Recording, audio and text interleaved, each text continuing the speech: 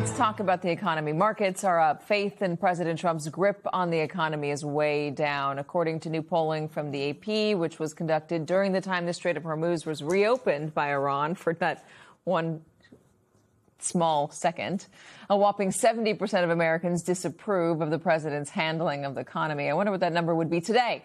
Joining us, Yale Law School professor and president of Yale Budget Lab, Natasha Sarin. Also, Anthony Scaramucci still with us.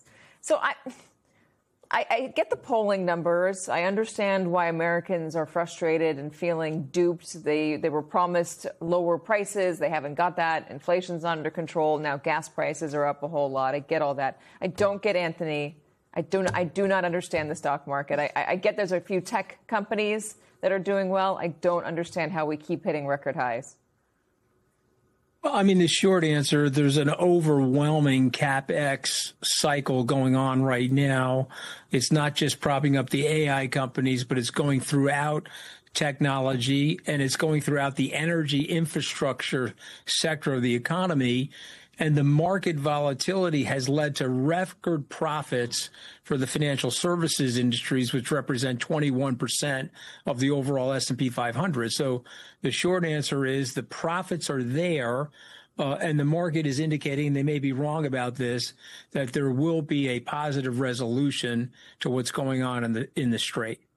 Is there, when you're looking at things, do you give yourself a certain time limit? Like if this doesn't get resolved in the next 3 weeks or 3 months, do you expect there to be a change in the way the markets are reacting, whether they start to glue themselves, investors start to glue themselves to reality? I do. I think there's a game of chicken going on right now where the Iranian government is losing $500 million a day from the American blockade, and the rest of us are going to see record high gas and jet fuel prices. And of course, companies like Lufthansa have already canceled 20,000 flights. So the short answer is 3 to 6 weeks from now, if there is no revolution, things are going to get a lot tighter as it relates to the affordability issue. And then I think you're going to see some selling pressure in the overall global stock markets. Earnings season, off to a really good start.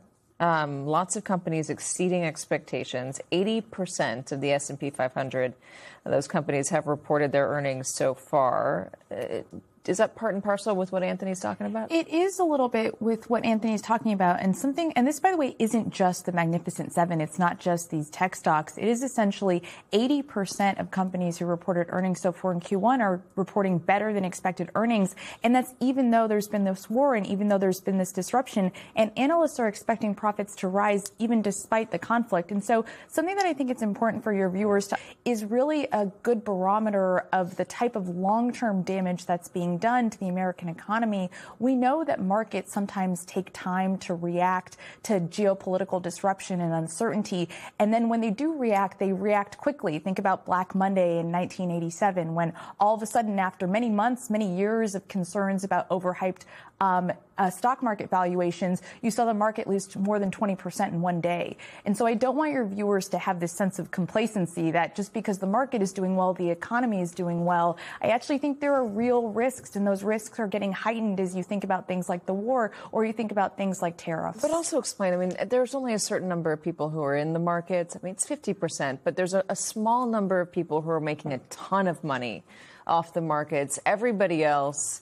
is looking at their paycheck and they're looking at the prices, and they are, if they're doing okay today, they're still worried about tomorrow. Explain that. Yeah, I think there are these fundamental, tectonic shifts that are happening in the economy that feel really uncertain to people in their lives. So there are things like what is on the horizon with respect to artificial intelligence, and is it likely that some of these CEOs are predicting you're going to see massive labor market displacement across the board in white-collar industries? Or it's things like the nature of the fact that the affordability crisis, as Anthony was referring to, it really does feel like if you look at things like housing, which consumes a very large portion of the American people's household budgets, there over the course of the last few decades, you've seen housing prices, essentially, whether you rent or whether you buy, increase in all but 3% of counties in this country and outpace the growth of wages. So something very real is happening in the economy with respect to how people are feeling and perceiving it. And I think the post-COVID inflation kind of focused the mind on the fact that costs feel high for a lot of things that are important to households. Are we still in a COVID hangover? I think part of it is, a little bit what I was hoping when we started the second Trump administration was post the pandemic, you saw the economy starting to do pretty well. The labor market was pretty resilient. Inflation wasn't all the way down, but it was definitely getting back to the Fed's 2% target. And then we've committed a series of really man-made policy errors. You saw the trade war now over a year ago, launched on Liberation Day. Now you're seeing this massive disruption with respect to energy markets and the conflict in Iran. And all of this is taking a really sort of fundamentally uncertain economy on a host of dimensions and injecting even more uncertainty and more chaos into it. And I worry that the consequences of that are going to reverberate well beyond any particular administration. So where does Wall Street support go during these next elections, Anthony? With Donald Trump and all of his uncertainty and his erratic behavior, do investors continue to support Donald Trump? Do they still believe they can make a profit off Donald Trump? Or are they looking down the line and worried about the future? You tell me. Well, I haven't done a fair enough sample. I can just say by word of mouth, most of the people that supported him in 2024 are frustrated. To Natasha's point, prices are up across the board. The tariffs, which were illegally implemented, caused a huge price increase. Now you have this energy crisis. If Wall Street is quiet about things, they'll say they like the volatility because they make a lot of money in the volatility. But I don't think that's it. I think that if you present an alternative candidate, Republican or Democrat, in 2028, that is just for more peace and tranquility, usually that's where Wall Street goes, because markets generally like mixed government and they generally like status quo and tranquility. And Donald Trump has not represented that. He didn't represent that in Trump 1, and he's wreaking more havoc in Trump 2.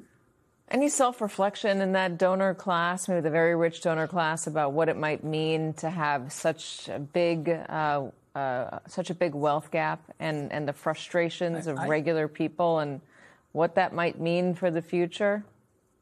I love when you ask me questions that you already know the answer to. I just love that about you. So you know the answer, and the answer is no. This is a very cynical group of people that are incredibly self-interested, and they looked at Donald Trump and they saw Trump 1 returning, and they got a very disfigured Frankenstein version of that in Trump 2. I want you to tell me I'm wrong. I'm always looking for someone to tell me I'm wrong. I can't tell you you're wrong about something like that, Katie. That's all I want, is for someone to say, Katie, you're wrong. It's going to be okay. All right, Anthony, always good to have you. Natasha, good to have you too.